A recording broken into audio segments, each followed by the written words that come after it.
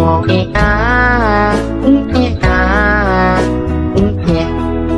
been a really, really messed up week. Some days torture, some days better. La la la, la la la. Dari sekian banyaknya sosok-sosok yang sering merasuki ibu, beberapa di antaranya, aduh merinding, beberapa di antaranya adalah yaitu 3 sosok dari kakak-kakaknya ibu itu sendiri. Hai, wassalamualaikum warahmatullahi wabarakatuh. Terima kasih sudah klik video ini. Oke, jadi di malam Jumat ini seperti biasa aku datang lagi kembali menemani kalian untuk membawakan satu kisah horor Wawa part 164. Nah, di KW malam ini aku akan menceritakan satu kisah yang bisa dibilang sangat berbeda dari kisah-kisah sebelumnya. Karena baru sekarang ini aku mendapati ada kejadian horor semacam ini, Kejadian horor yang Wawa ceritakan ini dialami sama keluarganya, khususnya ibunya nih. Dimana pada saat itu ibunya ini sering kali, sangat sering mengalami kesurupan. Tapi uniknya dari sekian banyak sosok-sosok yang pernah merasuki ibu ini, yang paling sering datang merasuki sang ibu adalah sosok kakak-kakaknya ibu sendiri. Mereka adalah kakak-kakaknya ibu yang meninggal sebelum sempat bertemu dengan ibu di dunia nyata, Tapi meskipun begitu, sosok-sosok ini tuh selalu siap dan juga selalu siaga gitu loh, dalam menjaga ibu nih dari gangguan-gangguan makhluk lain. Dan puncaknya adalah ketika sang ibu ini menghilang karena sosok jahat. Dan kakak-kakaknya ini yang juga memberikan sesuatu kepada si sosok jahat itu untuk ditukarkan dengan ibu supaya ibu ini bisa pulang. Penasaran dengan apa yang sudah ditukar sama sosok kakak-kakaknya ibu ini nih? Tanpa berlama-lama kita langsung masuklah ke ceritanya. Check it out. Tapi tunggu sebentar, Sebelum aku masuk ke kisahnya, aku mau sampaikan satu informasi penting nih buat Wawa kesayangan aku semua. Karena di sini aku pengen makin deket dan sharing lebih banyak dengan kalian. Aku mau mengundang kalian untuk bergabung di YouTube membership Nadia Omara. Dengan menjadi YouTube memberku setiap bulannya, kalian akan mendapatkan pertama, tambahan satu konten eksklusif dengan experience baru yang tidak biasa.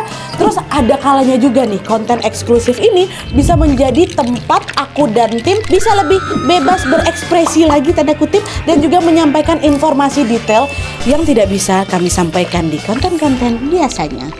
Dan selain itu kalian juga akan mendapatkan badges khusus di samping nama akun YouTube kalian, dan juga nantinya kalian bisa saling komen dengan berbagai emoji khusus khas Nadia Omara Channel. Tapi ini nggak ada paksaan, buat kalian yang mau-mau aja. Cara bergabungnya juga gampang sekali, kalian tinggal langsung masuk ke halaman channel YouTube Nadia Omara, lalu klik tombol join atau gabung. Dan kalau sudah, kalian tinggal langsung melakukan pembayaran melalui dompet digital yang kalian punya.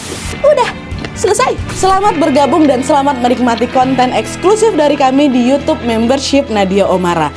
Kita tunggu kalian di room members only ya.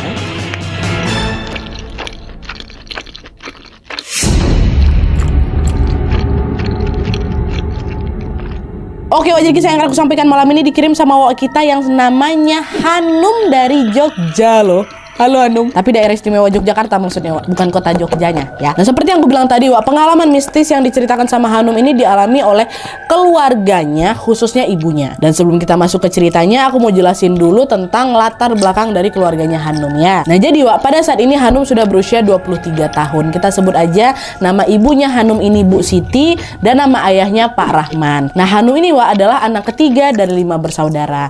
Anak pertama perempuan namanya Mbak Lisa, kedua Mas Joko, ketiga Hanum, keempat Budi, dan yang paling bungsu Adit. Cewek cuman Hanum sama Mbak Lisa aja, cowok ya. Nah, kebetulan pada saat kejadian ini Mbak Lisa si anak sulung ini sudah menikah dan tinggal bersama suaminya di rumah yang memang masih berada satu kawasan yang sama atau satu desa yang sama dengan tempat tinggalnya Hanum sama ibu bapaknya.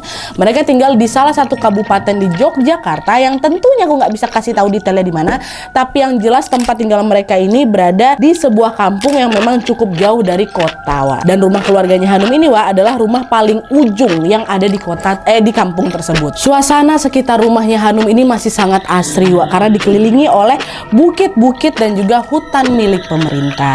Nah, hutan dan bukit-bukit tersebut didominasi oleh pohon-pohon jati yang lumayan rimbun-rimbun kali tuh. Kalau malam tiba daerah tuh gelap kali Nadia, karena memang penerangannya ya cuman berasal dari cahaya bulan aja waktu itu. Itulah kenapa kalau udah malam Hanum dan keluarganya ini lebih suka menghabiskan waktu di rumahnya aja, nggak nggak keluar-keluar. Apalagi Wak, keluarganya Hanum ini memang lumayan peka gitulah dengan hal-hal tak kasat mata. Dan yang paling sensitif di antara keluarga itu adalah Bu Siti, ibunya Hanum. Hanum bilang, Wak, ibu aku nih Nadia sering kali dia melihat penampakan. Bahkan kalau lagi diajak pergi keluar bentar aja malam-malamnya, ibu aku tuh lebih sering menundukkan kepalanya di sepanjang jalan karena ibu nggak berani nengok itu terlalu banyak, dan dia juga nggak mau jadi pusat perhatian hantu-hantu yang tahu kalau dia bisa nengok kami nih gitu loh. Takut tersampuk, takut ngikut lah gitu ha. Dan nggak cuma itu aja, Wak, kayak aku bilang tadi, Hanum ini juga bilang kalau ibunya ini sering kali kesurupan. Sering, jangan sepele kali seringnya nih, dalam 1 minggu ibunya ini bisa 2 kali kesurupan. Apa nggak sering itu? Dan biasanya ada jadwalnya, biasanya tiap malam Rabu sama malam Sabtu selepas jam maghrib pasti kesurupan mama kami itu. Dan saking seringnya ibu ini kesurupan, Wak, sampai-sampai hal itu menjadi sesuatu yang sangat biasa dan sangat wajar bagi Hanum dan juga keluarganya. Dari kecil kami tengok ibu kami itu kesurupan, adik aku yang kecil nggak ada takut-takutnya nengok mama kami kesurupan, kata. Nah, yang menarik dari kebiasaan ibu yang suka kesurupan ini, Wak, katanya hal itu ada hubungannya dengan keluarganya ibu sendiri, Wak. Kok bisa, Nat? Ini aku selipin lah sedikit tentang keluarganya ibu, Wak, ya.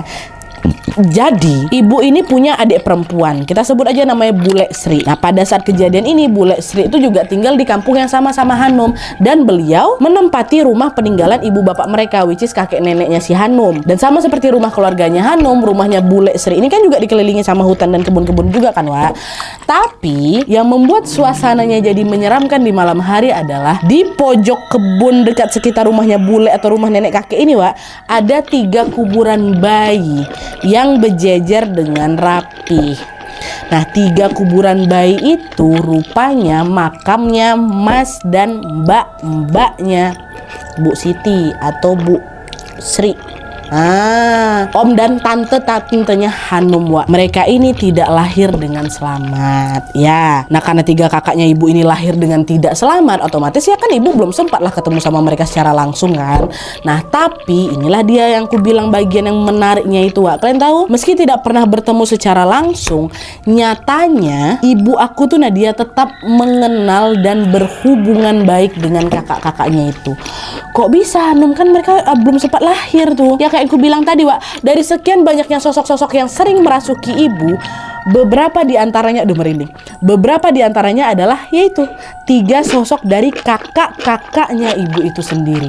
Bahkan ya, Wak, ya, saking seringnya ketiga sosok kakak ini datang merasuki ibu, Hanum sama keluarganya tuh, Wak, ya jadi ikutan akrab sama mereka bertiga, Wak. Dan sebenarnya di kisah ini Hanum nggak bilang apakah sosok kakak-kakaknya ibu ini punya nama atau enggak, tapi buat memudahkan cerita ini kita kasih nama aja lah mereka bertiga nih, Wak, ya. Hanum bilang pokoknya salah satu sosok kakaknya ibu ini perempuan. Nah, kakak pertama perempuan ini dia suaranya lembut kali. Nah, kita sebut aja namanya Bude Rahayu, ya. Nah, terus ada lagi nih yang kedua, sosok perempuan juga yang suaranya galak, agak ketus lah gitu. Nah, ini kita sebut namanya Bude Atun. Dan yang terakhir laki-laki, Wak. Ini kita sebut aja namanya Pak De Harno, ya. Jadi Bude Rahayu yang agak lembut kalau kemasukan, Bude Atun yang agak ketus, agak cuek gitu kan kalau misalnya kemasukan, terus yang terakhir laki-laki Pak Harno. Oke? Nah, lanjut lagi, Wak. Jadi awalnya semua berjalan baik-baik saja. Ibu kesurupan tuh udah macam biasa kali sama kami, Nadia. Ya kayak aku bilang tadi, mereka bahkan bisa berhubungan juga dengan tante-tante dan omnya ibu. Sampailah pada suatu malam kan, Wak, ketika ibu kesurupan lagi nih ya, secara mengejutkan ibu menunjukkan perilaku yang sangat berbeda. Tidak seperti biasanya. Entah kenapa pada saat itu sosok yang merasuki ibu ini sulit kali dikeluarkan, Nat. Bahkan bapak aku nih ya, yang udah biasa menangani ibu lagi kesurupan, mendadak kewalahan loh. Nggak bisa bapak aku, biasanya bapak aku sendiri bisa. Akhirnya gara-gara ayah nggak tahu harus melakukan apa, sosok di dalam tubuhnya ibu nggak mau keluar. Ayah pun meminta anak keduanya, Mas Joko, untuk manggil Mbak Lisa. Mbak Lisa kan anak sulung tuh, kan beda rumah kan sekarang. Udah tolong panggilin Mbak Lisa, suruh balik ke rumah sini, kumpul dulu sama-sama, kita bantu ibu sama-sama, kata si bapak. Nah, pergilah kan Mas Joko ke rumah Mbak Lisa. Sampai di rumah Mbak Lisa, Wak, Mas Joko langsung bilang, Mbak, ayo Mbak sekarang pergi ke rumah, pulang, ibu kesurupan katanya. Lo ngopo toleh? Ibu kan udah biasa kesurupan, kenapa kamu jadi sepanik ini? Kata Mbak Lisa. Beda, Mbak, kali ini kesurupannya beda, balik. Oh, lo beda gimana nih maksudnya? Udah balik, kasihan lo bapak kewalahan, Mbak, nolongin ibu, kata Mbak Joko pula, kata Mas Joko. Dan Mbak Lisa pun langsung menuruti permintaan Mas Joko dan langsung berlari menuju ke rumahnya ibu. Sesampainya mereka di rumah, Wak, disitulah mereka semua termasuk Hanum melihat sebuah pemandangan yang sangat tidak biasa, di mana pada saat itu mereka melihat ibu sedang asyik menghabiskan nasi panas langsung dari rice cooker. Nasi panas sambil berjongkok. Dia makan lah dia, macam melahap kali, macam gak dikasih makan, dan itu panas loh. Melihat hal itu, Hanum pun dengan sigap langsung menjaga adik-adiknya, sementara Mbak Lisa, Mas Joko, dan Bapak bersama-sama berusaha untuk menyadarkan ibu. Nah, pas mereka lagi berusaha menyadarkan ibu ini, Wak, tiba-tiba dengan suara serak ibu berkata, "Aku menggowo wong iki ben melu aku wae." Dengar ucapan tersebut, mereka bertiga pun langsung membaca doa-doa, dan tidak lama kemudian ketika sayup-sayup terdengar suara azan Isya, Wak, tepat pada saat itulah seketika ibu pingsan. Gak pernah-pernahnya ibu kesurupan kalau pingsan dia. Terbalik, gak pernah-pernahnya ibu pingsan kalau kesurupan dia. Nah, azan dulu kan, set, pingsan ibu nih. Sadar-sadar kan gak mau pingsan, gak mau bangun. Azan selesai, beberapa menit kemudian terbangun ibu, tapi kesurupan masih. Dan kali ini, Wak, yang merasuki ibu ini adalah sosok yang mereka kenal, yaitu siapa? Kakaknya ibu sendiri yang bernama Bude Rahayu, kakak perempuan yang suaranya lembut gitu loh. Nah, masukan nama Bude Rahayu nih. Pada saat itu dengan halus Bude Rahayu bilang, "Adikku sudah dibawa pergi. Mau diikhlaskan apa piye?" Katanya. Dengar ucapan tuh yang terkejut orang rumah tuh semua, karena dia bingung juga aku, Nat. Maksudnya ibu dibawa kemana nih? Siapa yang bawa ibu pergi gitu? Gempa ya, Wak? Enggak deh. Udah oleng aku nih, kayak macam gempa tuh. Entah apa yang dimaksud dibawa pergi sama Bude Rahayu ini, Wak, tapi yang jelas pada saat itu air mata mereka semua langsung pecah, nggak kebendung sama sekali, nangis semua ya. Seayah-ayah pun nangis waktu itu. Nadia, "Jangan Mbak Ayu, jangan, tolong kami. Kalau istri aku diambil sama Gusti Allah, aku ikhlas. Tapi kalau istriku pergi dengan cara seperti ini, sama sekali aku nggak redo, nggak ikhlas aku Mbak Ayu," kata ayah. Bude Rahayu jawab lagi lewat badannya ibu nih ya, "Aku bisa menolong membawanya pulang, tapi aku nggak bisa menjamin Siti adikku akan pulang dalam keadaan seperti apa.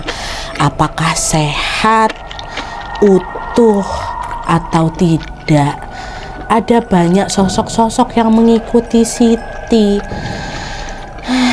Kalau begitu, aku akan berusaha mencarinya. Yang penting adikku bisa pulang dulu," kata dia, Wak. Ya, ingat, aku nggak tahu bisa balikin Siti dalam keadaan baik atau tidak, utuh atau tidak, sehat apa enggak. Ingat bagian sini ya. Nah, tidak lama setelah mengatakan hal itu, sosok Bude Rahayu pun seketika keluar nih, Wak, dari tubuhnya ibu. Waktu keluar, ibu pingsan lagi. Kan? Nah, setelah Bude Rahayu ini pergi entah kemana, sekarang gantian Mbak Lisa lah yang nanya ke ayah. Sambil nangis lah kan Mbak Lisa bilang, "Ayah, kok ibu bisa sampai kayak gini? Kenapa ya? Kenapa tadi malah Bude juga bilang banyak yang ngikutin ibu? Emangnya ibu habis ngapain?" Nah, mendengar pertanyaannya Mbak Lisa, disitulah Wak, ayah mulai cerita semuanya. Soalnya tumben-tumbenan ini kan, biasanya ibu kesurupan gak pernah kayak gini loh. Kesurupan udah masuk keluar udah kayak gitu aja. Ini kenapa sampai pingsan, sampai itulah kata-kata juga menyeramkan kali, ibu dibawa pergi kayak gitu kan. Nah, disinilah ayah baru bilang kalau ternyata pada waktu maghrib tadi ibu ini baru aja pulang dari arah hutan. Ibu memang sering pergi ke hutan itu gara-gara ibu berladang di sana, Wak. Dan karena rumah mereka ini berada di paling ujung kampung, biasanya ibu ini akan pulang lebih awal dulu supaya pada saat sampai di rumah kondisi langit ini masih terang. Tapi entah kenapa hari itu untuk pertama kalinya nih, ibu ini telat balik, Wak. Betul-betul baru pertama kali ini Nadia, ibu aku baliknya tuh kemalaman. Dan jalan pulang dari arah hutan menuju ke rumah ini, Wak, mereka tuh harus melewati macam sungai kecil gitulah. Kalau orang Jogja sebutnya kalen. Jadi semacam parit besar gitu. Biasanya ini baru terisi air kalau hujan datang nih ya. Nah, konon katanya kalen itu memang terkenal angker. Kenapa? Karena ada banyak sekali yang percaya bahwa tempat itu sering dijadikan tempat orang-orang untuk membuang bermacam-macam benda tak kasat mata, macam jimat, macam barang milik orang yang udah meninggal, benda-benda pusaka dan lain-lain dilempar ke kalen tuh. Nah, ibu waktu balik lewat kalen itu, Wak, padahal seperti yang aku bilang tadi, ibu ini kan orangnya peka kali kan, Wak, dan bisa melihat makhluk-makhluk tak kasat mata kan. Otomatis ibu jadi sensitif lah, ketempelan dari situ. Dan kemungkinan besar makhluk-makhluk yang mengikuti ibu dan membawa ibu pergi itu adalah makhluk-makhluk yang menghuni kalen itu, Wak.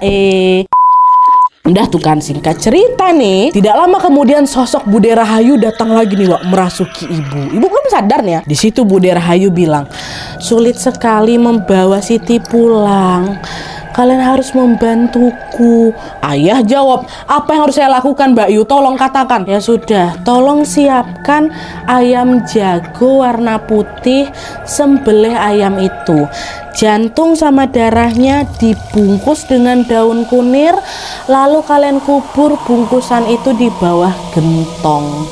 Lakukan segera, tak tunggu. Aku pamit dhisik, aku mau cari adikku, katanya. Nah, setelah mengatakan instruksi tersebut, Bude Rahayu pun betulan pergi nih Wak. Ibu pingsan lagi, dan tanpa menunggu waktu yang lama, ayah, Mas Joko, Mbak Lisa langsung bergerak tuh cari ayam jago warna putih tuh kan. Emang ada ya ayam jago warna putih? Tunggu bentar lu. Ada. Ada. Mantap ya. Nah, selagi mereka mencari ayam jago tersebut, tugasnya si Hanum Wawa kita ini adalah tetap tinggal di rumah untuk menjaga adik-adik mereka dan juga menjaga tubuh ibu yang masih pingsan, kan? Nah, selang beberapa lama kemudian, ayah, Mbak Lisa, Mas Joko pun akhirnya kembali pulang dengan membawa seekor ayam jago berwarna putih. Entah dari mana lah mereka dapat, pokoknya hari itu juga mereka dapat mereka dapat bawa ayam itu balik ke rumah Nadia. Langsung disembelih sama mereka dan mengikuti instruksi dari Bude Rahayu tadi. Dan setelah semuanya selesai mereka lakukan, ayah pun menghampiri tubuh ibu yang masih pingsan itu sambil berbisik di telinganya. Mbak Yu, jantung ayamnya sudah tak kubur. Sekarang tolong bawa istriku pulang, kata bapak. Nah, tepat setelah ayah mengatakan hal tersebut, Wae, sesuatu yang sangat mengejutkan tiba-tiba terjadi lagi, di mana dengan kondisi mata yang masih terpejam, mulut ibu ini tiba-tiba tampak komat kamit nih. Macam lagi bacain doa. Lalu ajaibnya sekitar 15 menit kemudian tiba-tiba ibu tersadar langsung. Ibu akhirnya berhasil pulang dan bangun nih. Tapi ketika ibu akan menggerakkan badannya, Wak, disitulah mereka tahu bahwa ternyata setengah tubuh ibu sudah dalam kondisi kaku dan tidak bisa digerakkan. Macam orang lumpuh ibu, Wak. Di satu sisi kami senang Nadia nengok ibu kami akhirnya sadar balik nih kan. Tapi di sisi lain tuh ya sedih juga kami nengok ibu kami lumpuh setengah nih. Zalik. Apa nggak langsung menangis sesungguhkan semua mereka rame-rame di situ? Nggak tega nengok kondisi ibu kayak gitu ya kan. Tapi di sini kalian masih ingat kan apa yang disampaikan Bude Rahayu waktu itu, Wak? Masih ingat? Notice nggak kalian? Bude tidak bisa menjamin bagaimana kondisi ibu setelah pulang. Apakah sehat, apakah utuh atau tidak. Sehingga apa? Disitulah kami cuma bisa ikhlas saja Nadia menerima apapun kondisi ibu. Yang penting ibu balik dalam keadaan hidup dan selamat. Walaupun dengan kondisi kayak gini. Soalnya udah dinotis duluan sama, udah diingatkan duluan sama Bude Rahayu kan, Wak. Aduh pusing pala aku langsung. Nah tuh kan, singkat cerita, Wak, keesokan harinya ibu pun langsung dibawa ke rumah sakit untuk diperiksa lebih lanjut bagian tubuhnya ibu yang lumpuh itu. Tapi anehnya di sini, Wak, pada saat dokter memeriksa kondisi ibu, dokter bilang bahwa semua hasil pemeriksaannya tampak normal dan tidak ada gangguan apa-apa. Untuk sementara pada saat itu mereka menyimpulkan bahwa kalau mungkin ibu terkena gejala stroke ringan. Untuk observasi lebih lanjut, ibu boleh rawat jalan waktu itu kata dokter. Asalkan kalau nanti kondisinya ternyata memburuk, maka ibu harus segera langsung dibawa ke rumah sakit. Itu aja pesan dokter, Wak. Udah kan? Karena pemeriksaan medis tidak menunjukkan hasil yang gimana-gimana, akhirnya ya udah Hanum sama keluarganya pun bawa ibu balik ke rumah nih. Nah, sesampainya di rumah lagi-lagi ibu menunjukkan sikap yang sangat aneh, Wak. Ingat tadi aku bilang apa? Ibu ini kan biasanya kesurupan seminggu berapa kali? 2 kali ya kan? Nah, sejak kejadian itu Nadia entah kenapa intensitas ibu kesurupan tuh jadi makin sering lagi. Bahkan bisa dibilang tiap hari, Wak. Sosok yang merasuki ibu tuh pun berbeda-beda. Kadang ibu dibuatnya nangis, kadang ibu dibuatnya marah, teriak-teriak, ketawa-ketawa, macam-macam lah. Nah, kondisi ibu yang tidak stabil ini, Wak, akhirnya mengundang perhatian warga sekitar nih. Awalnya cuma paling beberapa warga aja yang tahu. Ini tidak semua warga jadi tahu. Banyak dari warga yang merasa kasihan, Wak, sama ibu. Datanglah itu ke rumah ibu untuk bisa menjaga ibu juga. Alhasil mereka pun akhirnya jadi ikut ngelihat langsung bagaimana ibu ini berkali-kali kesurupan. Termasuk ketika apa? Ketika ibu kerasukan sosok kakak-kakaknya, Bude Rahayu. Mereka tengok, Bude Atun, Pak Harno, tengok semua warga-warga di sana tuh. Lama-lama bisa akrab juga aku rasa tuh, Wak. Nah terus memasuki hari ke-7 sejak ibu sakit lumpuh itu, Wak, kondisi ibu masih belum juga membaik. Bahkan di hari ke-7 ibu ini justru semakin parah lagi sakitnya, dimana pada saat itu ibu kesurupan full seharian. Ada aja pokoknya ibu lakukan waktu itu. Nah dia berkali-kali dia nangis, marah, teriak, ketawa, nangis lagi, marah lagi, ketawa lagi, kayak gitu terus berulang-ulang hampir seharian. Dan selagi ibu kesurupan makhluk-makhluk yang entah dari mana asalnya itu, secara bergantian ibu ini dirasuki lagi lah oleh ketiga sosok kakak-kakaknya. Setiap kali kakak-kakaknya ibu ini merasuki ibu, pasti mereka cuma minta satu hal aja. Apa tuh? Tolong ambilkan segelas air putih, bacakan ayat kursi. Dan hal itu terus terjadi berulang-ulang. Tiap kali masuk misalnya Pak Deharno kan itu, tolong bawakan air putih yang sudah di ayat kursikan. Nanti Bude Atun masuk, itu juga perintahnya. Dan itu berulang-ulang sampai waktu menunjukkan pukul jam 7 malam. Dan pada saat jam sudah menunjukkan pukul 7 malam ini, Wak, bukannya berhenti. Sesuatu yang sangat mencengangkan tiba-tiba terjadi di jam ini, di mana pada saat itu sosok Bude Rahayu tiba-tiba datang lagi nih merasuki ibu. Dia bilang apa? Jaga adikku, nanti kalau sampai dia pergi kita nggak akan berhasil nangkap dia lagi. Dia nggak bisa dibawa pulang. Nah, mendengar ucapan Bude Rahayu, dengan sigap ayah langsung gendong tubuh ibu untuk dibaringkan di ruang tamu, Wak. Dan kebetulan pada saat itu rumah mereka udah agak ramai nih dikunjungi oleh tetangga-tetangga terdekat yang juga ikut mau menjaga ibu. Jadi kalau misalnya ibu nih dibaringkan di ruang tamu, tentu kan lebih ramai kan, Wak. Kalau misalnya ibu kenapa-napa, ada nih banyak orang yang bisa bantu ya kan. Dan setelah ibu dibaringkan di ruang tamu, Wak, sekitar jam 9 malam ibu kembali lagi dirasuki oleh kakaknya. Tapi yang datang kali ini bukan Bude Rahayu, Wak, melainkan Bude Atun. Ingat kan ini kakaknya ibu yang kalau misalnya bicara agak galak gitu lah. Nah, ini Bude Atun masuk. Pada saat itu, Wak, dengan suara galaknya Bude bilang, "Cepat, carikan daun asem yang banyak, bawa 7 orang ke sini dan berdoa di sampingku. Cepat, banyak-banyak baca zikir," kata Bude Atun. Mendengar ucapan Bude Atun, beberapa orang tetangganya Hanum pun langsung bergerak cepat nih cari daun asem. Sementara Hanum sama keluarganya tetap tinggal di rumah untuk menjaga ibu, ya kan. Dah 7 orang disusun, berzikir lah ini rame-rame. Dan tepat pada saat itu juga lah, Wak, secara mengejutkan Bude Atun ini tiba-tiba ngomong kayak gini, "Jaga istrimu, jaga ibumu. Dia adalah adik yang sangat aku sayangi. Aku pamit. Setelah ini aku tidak bisa datang ke sini lagi," kata Bude Atun. Aduh, merinding aku udah. Mendengar ucapan Bude Atun, seketika Hanum sama sekeluarganya ini masih belum ngeh nih, Wak. Masih sama-sama bingung dengan maksud dari ucapan Bude Atun. Itu nggak pernah ngomong kayak gitu tuh. Tapi di saat yang sama juga Hanum melihat ayahnya, Mbak Lisa, Mas Joko nangis semua sesenggukan sambil bercucuran air mata. Mereka bilang ini belum ngeh nih, Wak, ya. Mereka bilang, "Matur suwun Mbak Yu, matur suwun Bude Atun, bantuin istriku," kata ayah. Hal dengar itu makin kebingungan lagi aku, Nadia. Tapi tiba-tiba saja nih ya, di dalam hatinya si Hanum ini, aku kok kayak ngerasa kehilangan ya. Itu apa ya maksud ucapannya Bude Atun itu? Pamit beneran kah? Entah apa yang bikin aku bisa merasa demikian, Nadia ya. Tapi yang jelas pada saat itu aku yakin bahwa perasaan tersebut adalah sebuah pertanda atau firasat bahwa sesuatu yang buruk pasti akan terjadi abis ini. Ya kan, udah dibiarin tuh. Singkat cerita, para tetangga yang tadi nyari daun asem tuh akhirnya balik nih. Balik semua ke rumah. Mereka datang sambil membawa daun asem yang memang lumayan banyak. Setelah itu 7 orang standby lagi di dekat ibu untuk berdoa dan juga berzikir. Selebihnya tetangga-tetangga yang lain juga masih tinggal di sana mengelilingi rumahnya Hanum, berjaga-jaga. Mereka wak baik tetangga-tetangganya ya. Nah, mereka mulailah itu membacakan doa-doa, dan setelah itu mereka mengusapkan daun asem tadi di sekujur tubuhnya ibu yang lumpuh. By the way, pada saat kegiatan inilah Bude Atun masih ngerasuki ibu, Wak. Dan setelah seluruh tubuh ibu yang lumpuh ini selesai diusap dengan menggunakan daun asem, Wak, tepat disitulah Bude Atun bilang lagi, "Aku pamit yo, aku titip jaga adikku baik-baik." Tidak lama kemudian ibu pun jatuh pingsan. Yang berarti apa? Bude Atun juga sudah pergi keluar dari tubuhnya ibu. Kok aku pengen nangis ya. Udah. Dan betul, Wak, selang beberapa lama kemudian ibu ini seketika sadar dari pingsannya.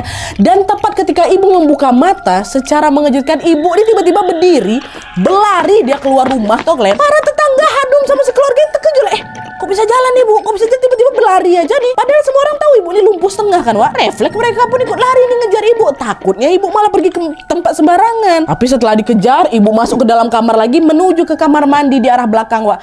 Ternyata ibu buang air kecil. Oh nguyuh itu kata. Woi wes tunggu pada standby depan kamar mandi kan. Dan tepat setelah ibu selesai menunaikan hajatnya itu, di momen inilah Wak, ibu seketika sembuh total langsung bisa jalan mama aku Nadia. Pada malam itu juga ibu ini bukan cuma sekedar jalan aja, berdiri, berlari. Semua orang nengok, semua orang kampung aku tuh nengok. Dan setelah banyak orang memeriksa kondisi ibu pun bilang bahwa dia merasa tubuhnya sudah sehat kembali seperti sedia kala. Nggak ada sakit-sakit badan ibu, nggak ada. Dan kesembuhan ibu itu disaksikan oleh seluruh warga kampung yang datang ke sana. Dan sama seperti Hanum serta keluarganya, semua orang yang menyaksikan kejadian itu juga langsung bersyukur atas kesehatan ibu yang sudah pulih. Alhamdulillahirabbil alamin. Ya. Nah, keesokan harinya kondisi ibu pun terus membaik dan terus membaik. Bahkan ibu ini jadi nggak sering kesurupan lagi loh, Nat. Maksudnya ya tetap seperti jadwal sebelumnya. Cuman 2 kali seminggu kan. Kalau sebelumnya kan setiap hari itu, bahkan ada 1 hari mau full mah. Dan sama juga seperti biasanya, Wak, sosok kakak-kakaknya ibu ini masih sering datang secara bergantian merasuki ibu. Tapi diperhatikan makin hari Hanum dan keluarganya mulai menyadari ada sesuatu yang berbeda nih. Yaitu mereka sadar kalau sosok kakaknya ibu yang bersuara galak alias Bude Atun itu kok nggak pernah datang lagi ya. Terakhir kali Bude Atun tuh datangnya kapan? Terakhir kali Bude Atun datang ke sana adalah di malam pada saat ibu sembuh tuh. Terakhir kali waktu Bude Atun pamitan tuh. Hanum sama keluarga keheranan lah kan, kok Bude Atun nggak pernah masuk ya gitu kan. Tapi kami pun bingung mau cari Bude ini kemana nanti, orang biasanya mereka yang datang kok. Sampailah pada suatu hari, Wak, sosok Pak De Harno, kakaknya ibu yang laki-laki ini, datanglah merasuki ibu. Dan ketika Pak De lagi merasuki ibu, disitulah ayah nanya, Mas, Mbak Atun kok nggak pernah kesini lagi, dia kemana? Kata Mas pula, kata ayah kan. Nah, mendengar pertanyaan ayah, secara mengejutkan Pak De Harno bilang gini, jadi Tole, kemarin pada saat Siti dibawa pergi, sebenarnya Siti ini lagi ditahan sama makhluk-makhluk jahat. Agar Siti bisa pulang, ya mau nggak mau kami harus cariin ganti untuk nukerin Siti. Dan yang akhirnya jadi ganti itu adalah Mbak Atun. Mbak Atun sudah menukar Siti dengan dirinya sendiri, Le. Sekarang yo gantian Mbak Atun yang ditahan sama makhluk itu di sana. Nggak usah lah jadi Hanum, nggak usah lah jadi keluarga ya. Aku yang tahu ini aja macam mau nangis aku rasanya, Wak, ya Allah, sedih. Tukeran.